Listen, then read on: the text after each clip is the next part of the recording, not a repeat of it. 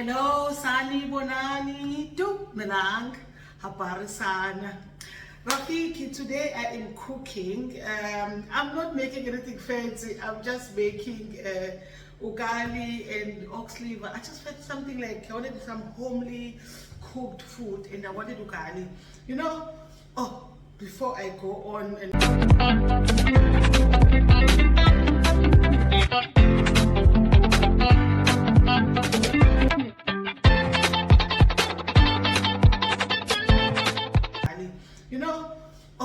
before I go on and on and on, let's get our house in order, Rafiki. If you are new, welcome to the channel, welcome to the Rafiki Nation. And if you were just flipping through and you came across this video, welcome. It's good over here. We talk about travel, we talk about food, we talk about anything and everything that life has to offer. So welcome. I hope you stay. Please stay and subscribe. And to our returnees, welcome back. It's good to have you back. It's good to always have you back, Rafiki. You know, one of my favorite things is food. You know that.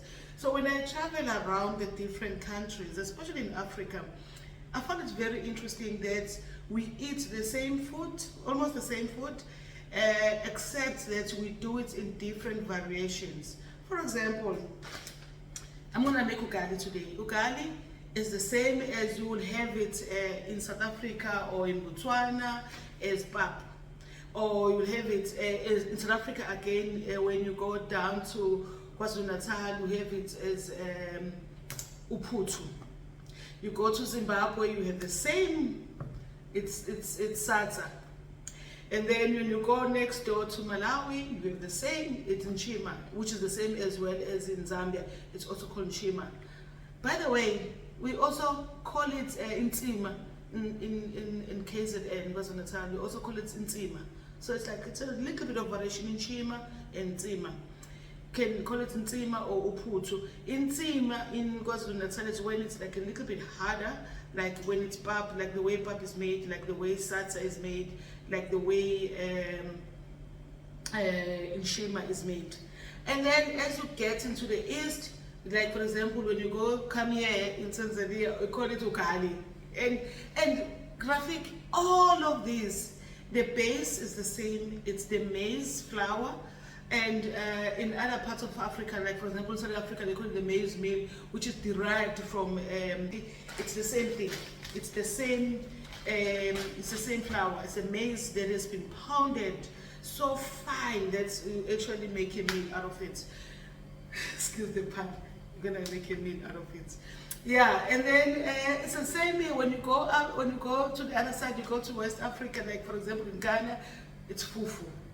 So it's the same base, cooked in variations and given different names depending where you are and which parts of Africa you are at, but also depending on what language you speak, what dialect you speak.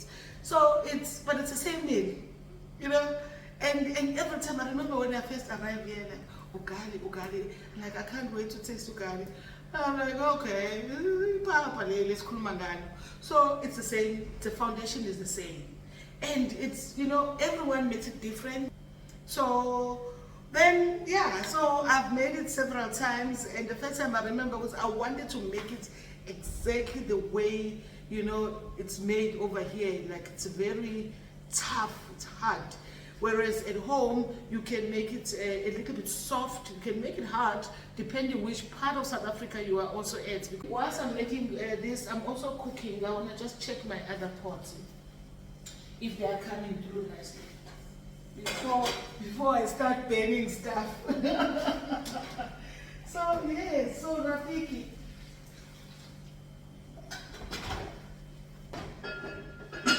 I'm just making chicken over there, and that's my meal prep for tomorrow. Making chicken and vegetable. We call it chicken makange this side, but it's just chicken and vegetable. It's boiled chicken with a little bit of spice. But anyway, I say kolapo sila today ugali that I'm gonna make now, and I'm gonna serve it with ox liver.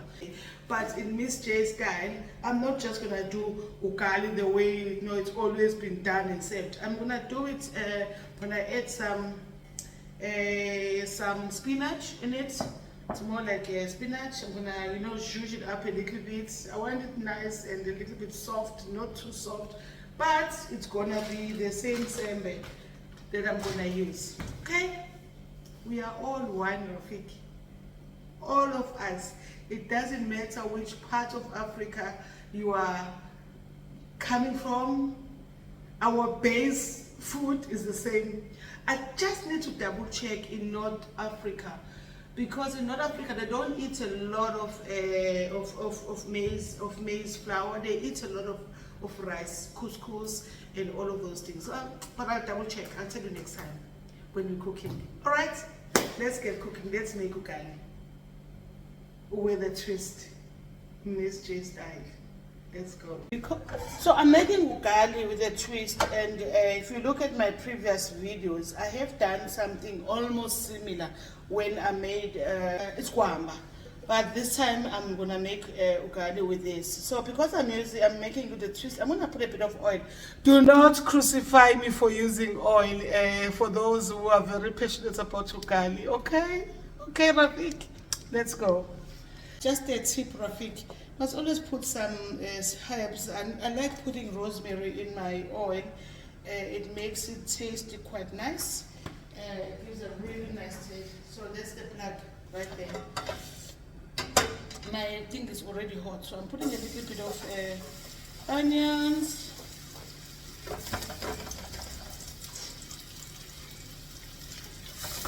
This is ugali with a twist. So that's when I put a bit of onion, sweat my onion. I put a little bit of a mixture, which is turmeric, garlic, as well as ginger. And it smells divine already, Rafiki. Oh, it smells divine. Okay, onion is nice and translucent. So I'm gonna add now a little bit of impino.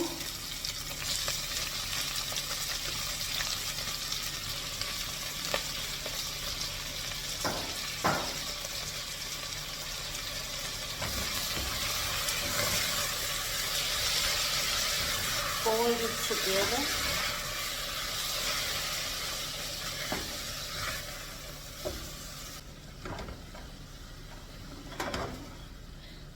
Let it saute a bit.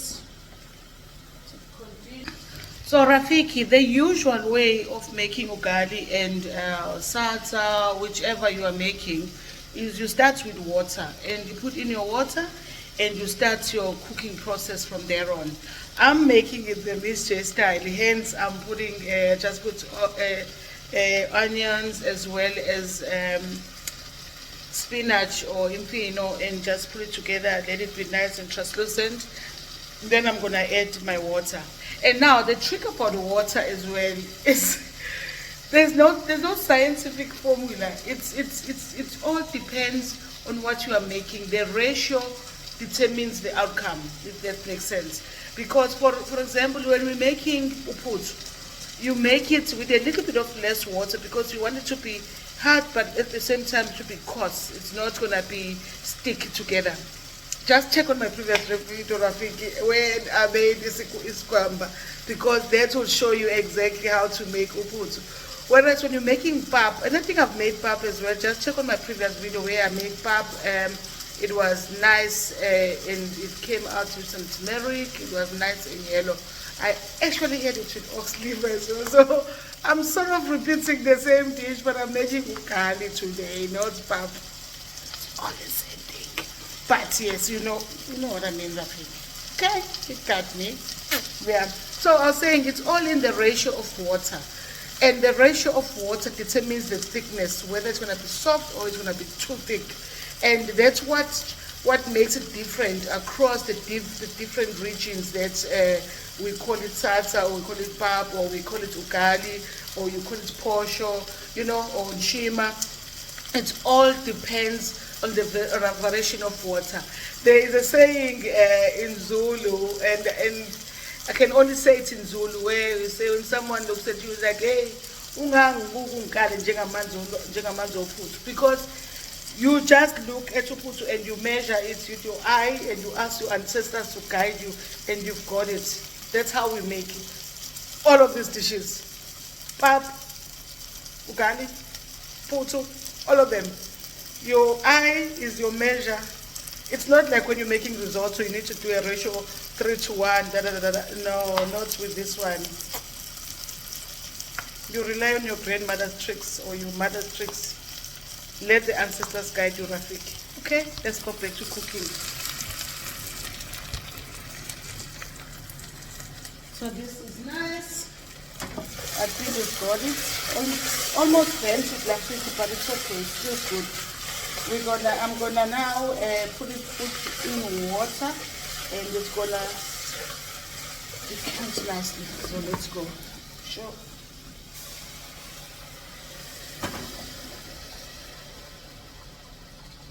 The water has been boiling already, so it's good. You see what I mean? I've just decided that I'm gonna stop here with my water, which means,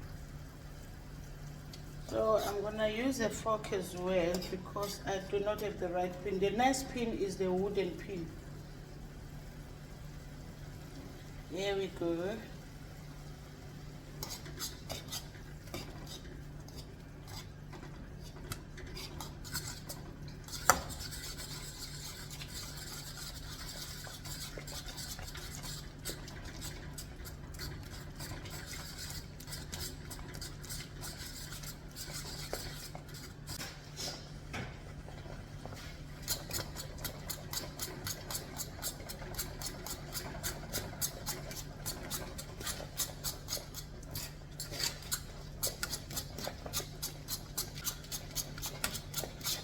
I need to get the lumps out.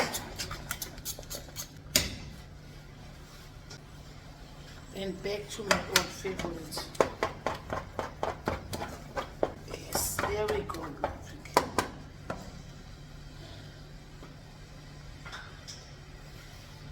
Look how beautiful that looks.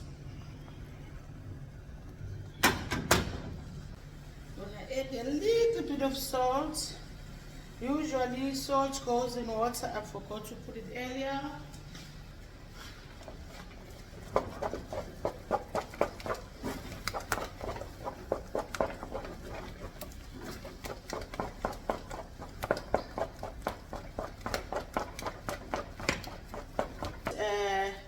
Close it and let it simmer, and it will continue to cook for the next 2 to 3 minutes. Then we'll check it again. A few minutes later, let's see. Yes. One of the tricks is that the pot must be like this, and then it should be able to lift on its own, but because this one is soft, we're not gonna lift it on its own. But I just wanna see, yes, it should be like this. So our ugali is ready. So I am happy. It is soft, it's not thick, and that's exactly what I wanted. Cool. So I will take bits here. Look how beautiful that looks.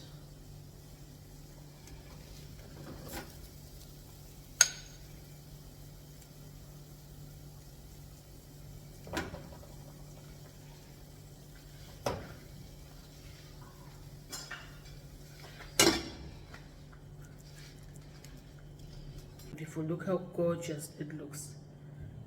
Oh, looks good. I'm gonna do it the restaurant way. Got my plates ready.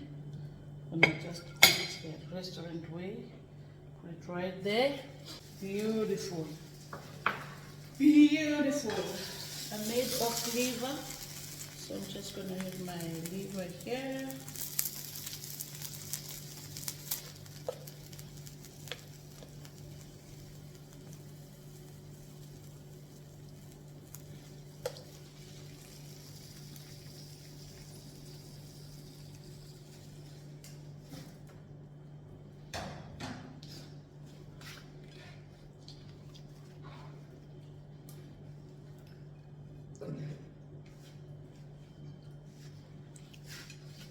There we have it.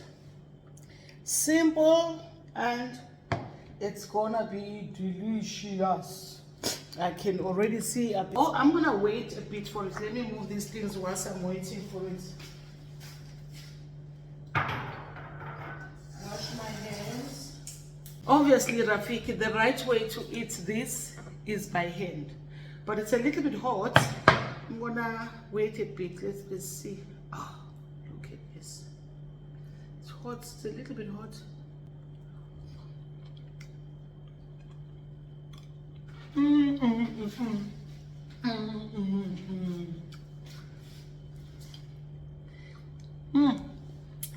I feel like I'm eating ugali, which is a cross between ugali and fufu. The beauty about having it like this, Rafik, is that you've got all your things in one plate. You don't have to make now another set of vegetables. The vegetables are in. Delicious. Okay, don't forget to subscribe, Rafiki. Don't forget, please do check the previous videos of Isigwamba. You will find that it's almost similar to what I made, except the texture is different. And then check another video where I made pap and ox liver, so that you can get the ox liver recipe. Until next time, asante sana. It's been good. Thank you for the support, Rafiki. Cheers. This is delicious. Mm.